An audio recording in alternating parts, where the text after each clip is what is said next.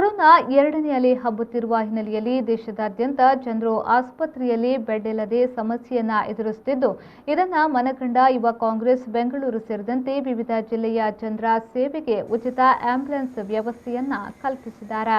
ಇವರಂತೆ ಇಂದು ಯುವ ಕಾಂಗ್ರೆಸ್ ಮುಖಂಡ ನಲಪಾಡ್ ಹ್ಯಾರಿಸ್ ದಕ್ಷಿಣ ಕನ್ನಡ ಜಿಲ್ಲೆಗೆ 2 ಆಂಬ್ಯುಲೆನ್ಸ್ ನೀಡುವ ಮೂಲಕ ಆಂಬ್ಯುಲೆನ್ಸ್ಗೆ ದಕ್ಷಿಣ ಕನ್ನಡ ಜಿಲ್ಲಾ ಕಾಂಗ್ರೆಸ್ ಕಚೇರಿಯಲ್ಲಿ ಚಾಲನೆಯನ್ನ ನೀಡಲಾಯಿತು.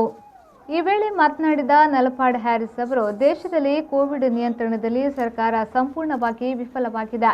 ಕೇಂದ್ರ ರಾಜ್ಯದಲ್ಲೂ ಬಿಜೆಪಿ ಸರ್ಕಾರ ಆಡಳಿತದಲ್ಲಿದೆ. ಆದರೆ ಈ ಮಹಾಮಾರಿ ಕೋವಿಡ್ನಿಂದ ಜನರಿಗೆ ರಕ್ಷಣೆ ನೀಡುವಲ್ಲಿ ಮಾತ್ರವಲ್ಲದೆ ಸೂಕ್ತ ವ್ಯವಸ್ಥೆಯನ್ನು ಕಲ್ಪಿಸುವಲ್ಲಿ ವಿಫಲವಾಗಿದೆ. ಇನ್ನು ದೇಶದಾದ್ಯಂತ ಕಾಂಗ್ರೆಸ್ ಯಾವುದೇ ರಾಜಕೀಯ ಮಾಡದೆ ಜನಸೇವೆಯಲ್ಲಿ ನಿರತವಾಗಿದೆ ಎಂದವರು ಹೇಳಿದರು.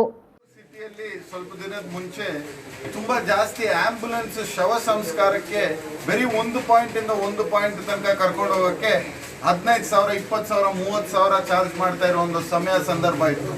ಆವಾಗ ನಾನು ಈ ವಿಚಾರವನ್ನ ನಮ್ಮ ಕೆಪಿಸಿಸಿ ಅಧ್ಯಕ್ಷರಾದ ಶ್ರೀ ಡಿ.ಕೆ. ಶಿವಕುಮಾರ್ ಅವರ ಹತ್ರ ಹೋಗಿ ಪ್ರಸ್ತಾವನೆ ಮಾಡಿದೆ. ಇಂಥ ಒಂದು ಸಮಯ ಇದೆ, ಹಿಂಗೆ ನಡೀತಾ ಇದೆ ಅಂತ ಹೇಳಿದಾಗ ಅವ್ರು ಹೇಳಿದ್ರು, ಕಾಂಗ್ರೆಸ್ ಕೇರ್ಸ್ ಅನ್ನೋ ಒಂದು ಕಾನ್ಸೆಪ್ಟ್ ಅಲ್ಲಿ ಕಾಂಗ್ರೆಸ್ ಪಕ್ಷದಿಂದ ನಾವು ಆಂಬ್ಯುಲೆನ್ಸ್ ಅನ್ನ ಕೊಡೋಣ ಅಂತ 10 ಆಂಬ್ಯುಲೆನ್ಸ್ ನಾವು ಬೆಂಗಳೂರು ಸಿಟಿಯಲ್ಲಿ ಶುರು ಮಾಡಿದ್ವಿ. ನೆಕ್ಸ್ಟ್ ಬೆಂಗಳೂರಿಂದ ಕೇಸಸ್ ಜಾಸ್ತಿ ಆಗಿ ಅಕ್ಕಪಕ್ಕ ಇರುವಂಥ ಡಿಸ್ಟ್ರಿಕ್ಟ್ಸ್ ಅಲ್ಲಿ ಆಗುವಾಗ ಅಲ್ಲಲ್ಲಿ ಒಂದೊಂದು ಆಂಬ್ಯುಲೆನ್ಸ್ ಅನ್ನು ಕೊಟ್ವಿ. ಆದ್ಮೇಲೆ ಮಂಗಳೂರಲ್ಲಿ ಇನ್ನೂ ಜಾಸ್ತಿ ಕೇಸ್ ಇದೆ ಅಂತ ಇವತ್ತು ಇಲ್ಲಿ ಬಂದು 2 ಆಂಬ್ಯುಲೆನ್ಸ್ ಅನ್ನ ಕೊಟ್ಟಿದ್ದೀವಿ. ಈ ಕೆಲಸ ಮಾಡಬೇಕಾಗಿರೋದು ಕಾಂಗ್ರೆಸ್ ಪಕ್ಷ ಅಲ್ಲ, ನಾನಲ್ಲ, ನೀವಲ್ಲ, ಸರ್ಕಾರ ಎಡವಿದೆ. ಸರ್ಕಾರ ಈ ಕೆಲಸವನ್ನು ಮಾಡ್ತಾ ಇಲ್ಲ ಅಂತ ಹೇಳಿ ನಾವು ಇವತ್ತು ಮುಂದೆ ಬಂದಿದ್ದೀವಿ. ಒಂದು ಸರ್ಕಾರದಲ್ಲಿರುವಂಥ ಒಂದು ಪಕ್ಷ ಬಿಜೆಪಿ ಪಕ್ಷ ಬರೀ ಲಿಮಿಟ್ ಆಗೋಗಿದೆ. ದುಡ್ಡು ಮಾಡೋದು, ಕಮಿಷನ್ ಹೊಡೆಯೋದಕ್ಕೆ ಮಾತ್ರ ಸೀಮಿತ ಆಗೋಗಿದೆ. ಜನರ ಸಾವಿಗೆ ಅವರು ಉತ್ತರ ಕೊಡಬೇಕಾಗುತ್ತೆ.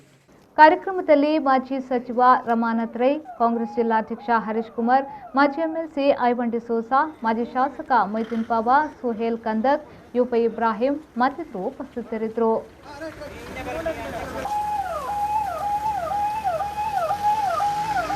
ಕಾಂಗ್ರೆಸ್ ಪಕ್ಷ ಹಾಗೂ ಯೂತ್ ಕಾಂಗ್ರೆಸ್ ಇದನ್ನ ನಿಮಗೆ ಕೊಡ್ತಾ ಇದೆ.